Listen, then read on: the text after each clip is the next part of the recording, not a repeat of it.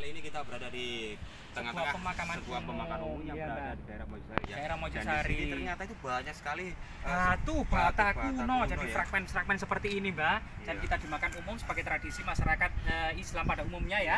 Karena pekuburan Muslim, jadi kita salam dulu. Assalamualaikum ya kubur, fa inna insyaallah bikum lahikun. Itu salam kepada seluruh ahli kubur, dalam waktu dekat maupun lama kita akan menyusul juga. Semoga yang dimakamkan di sini mendapatkan kedudukan yang tinggi di sisi Allah dan dimasukkan surga. Bismillahirrahmanirrahim. Fatihah.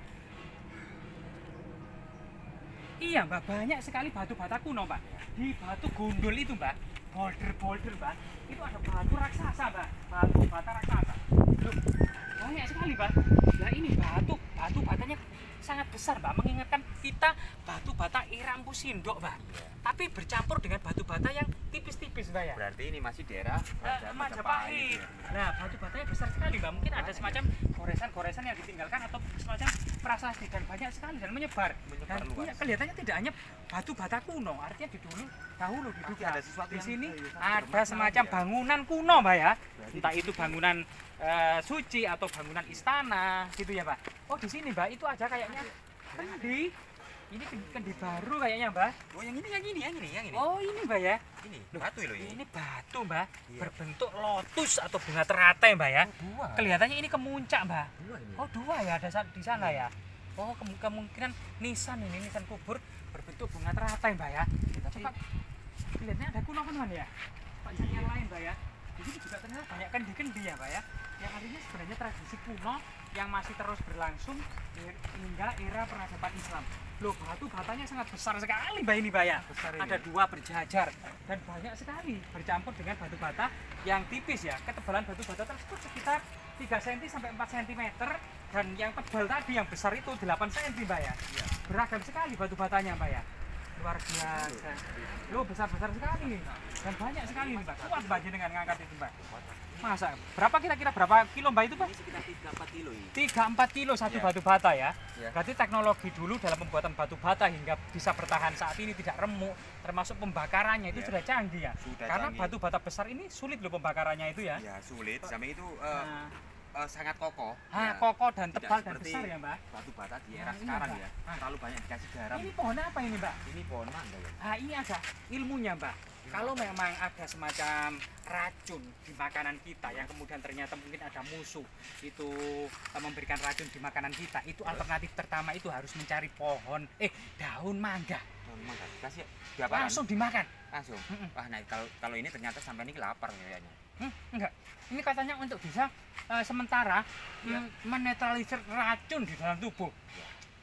Ya makan aja yang banyak. Nanti biar nanti kepala racun ya. Rasanya kok gini, Mbak? Ayo, Ya, Mbak, kita mana ini? lanjutkan. Gimana ini? Masih banyak ini. Nah, di sini loh, pecah-pecahnya juga banyak. Diduga di sini dulu ada semacam bangunan suci ini ya. Kalau pecah-pecah dia. Mm-mm. Oh, bukan ini genteng ini. Mm-mm. Ternyata ada Ini makam pohonnya ikan. mangga yang sangat besar ya. Mangga apa ini, Mbak ya? Kenapa kok dicor ini? Nanti ada sesuatu ini. Ini Yang kuburan, berharga Mbak, ini. ini ya. Tapi kemudian dicor ya, Mbak. Di bawahnya mungkin ada pusaka, Mbak. Ada sesuatu yang spesial mungkin. Mungkin, Mbak, kita lihat, Mbak. Wah, ini Nah, kan. ini, Mbak. Ini kan. Ini tugu batu ini, Mbak. Tugu batu ya. Tugu. Artinya memang dulu tugu itu berarti menandai suatu tempat yang dirawat dengan baik, tugu. Dan tugu ini ternyata ada lambangnya. Coba ini kamera bisa di zoom. Ternyata ini lambang payung, matahari, kemudian 2 telapak kaki, tongkat dililit ular.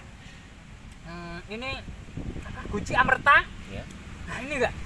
Nah, ini ternyata teman-teman ya, munculnya lambang ini dijelaskan dalam prasasti Njiu 1, 2, 3, 4 yang ditemukan di Desa Njiu, termasuk Njiu 4 itu ditemukan di ini Sidotopo. Sidotopo dekat mungkin ya dengan Mojosari juga. Ya, dekat. Njiu itu di Purworejo ya. Ya. Itu ada 4 buah prasasti yang saat ini disimpan di Museum Pim Trowulan. 1 buah dipacet, Mbak, di petak prasasti petak masih in situ, Mbak, karena di batu besar. Batu besar. Nah, ini semuanya prasasti-prasasti ini memiliki simbol seperti ini. sama. Mm-mm. Berarti berapa buah? Berapa biji? Banyak, Mbak. Banyak ya? Termasuk tugu buah sebesar ini ada 4 buah yang ditemukan di Pasar Pacet, Mbak. Oh, Itu sudah juga dipindah, ada ya? iya, dipindah ke Museum Pim Trowulan. Termasuk di dekat Jubel, di lereng Gunung Welirang. ada di Kutorjo ada 2 gua, di Pungging ada 1, di Tempuran itu 2 itu Mbak. oh 2 Mm-mm. Tempuran ya. Mm-mm. Berarti di Pacet ada 2 juga. Banyak Mbak. Berarti 2 ya. Jadi dijelaskan di dalam prasasti Njiu itu bahwasanya payung 2 telapak kaki ini merupakan simbol magis dari Maharsi Bharatwaja. Pelan-pelan aja. Keselak gua berani pencet teman-teman ya. Ngombe kumang ndi Mbah? Wis ora usah ngombe. Ya Terdedak ya. enggak apa-apa, pelan-pelan saja. Nah. Ngomongnya ya.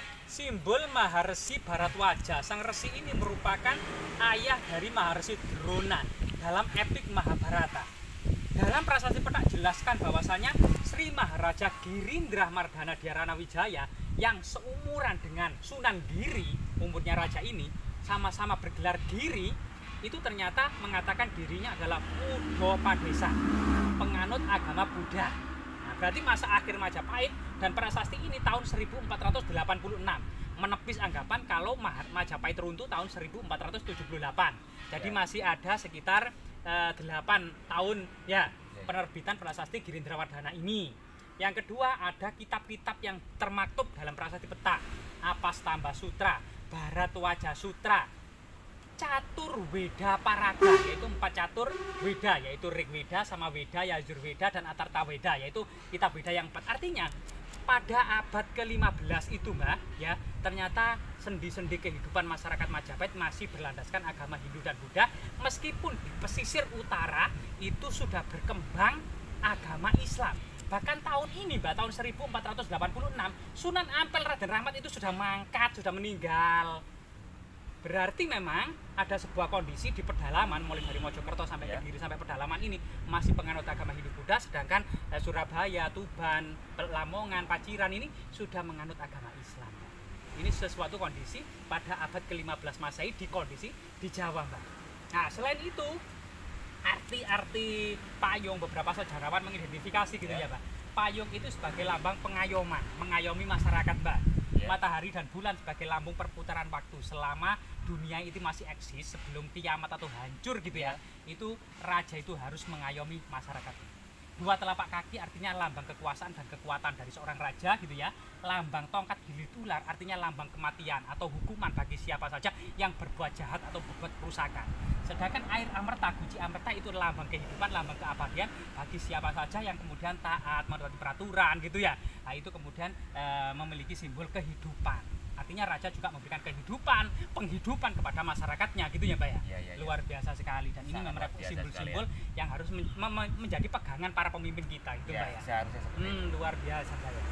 Jadi ditemukan prasasti di sini, kita juga menjadi misterius istana kerajaan Majapahit itu ada di sebelah mana, karena tahun-tahun ini itu Mbak, tahun 1486 Majapahit ternyata dirundung perang Paregreg antara Wirasabha atau antara Majapahit di Trowulan dengan Kadiri, termasuk kemudian antara Kadiri dengan Demak, yaitu perebutan pewaris tahta. Karena ini adalah rencana Girindrawardhana Dhyarana Wijaya, putra dari Dyasura Prabawa yang disingkirkan oleh Kertabumi ke Kediri. Jadi ada perang sebelumnya tahun 1468 itu terjadi perang antara Kertabumi dengan Suraprabawa. Suraprabawa itu merupakan ayah dari Girindrawardhana Dhyarana Wijaya. Sehingga kemudian tahun 1478 terjadi perang lagi balas dendam. Girindrawardhana Dhyarana Wijaya yang berkedudukan di Daha melawan Bre Kertabumi yang ada di Trowulan tahun 1478. Kemudian karena Bre Kertabumi ayah dari Raden Pata Demak, Raden Pata menuntut balas atas kematian ayahnya kepada Sri Maharaja Girindrawardhana Dhyarana Wijaya. Sehingga prasasti ini merupakan pusaka dari Raja Majapahit terakhir gitu ya, yang kemudian dicari oleh Sultan Demak ini Mbak. Ternyata kita temukan di bawah pohon mangga gitu Mbak. Luar biasa. Iya, bahkan menurut cerita tutur masyarakat, berbagai lambang kerajaan yang ada di Majapahit ini pernah diboyong ke Demak. Dan semuanya ternyata dengan secara gaib hilang di Demak, kembali lagi ke Mojokerto, kembali lagi ke Majapahit Mbak. Sangat luar biasa. Sangat luar biasa Mbak ya. Ya, penulisan kali ini sangat luar biasa ya tentang ya apa namanya? Rencana Girindrawardhana Dhyarana Wijaya. Ya, semoga bermanfaat. Kita akhiri sampai sini, sampai jumpa di video selanjutnya. Jasmira, jangan sekali-kali meninggalkan sejarah.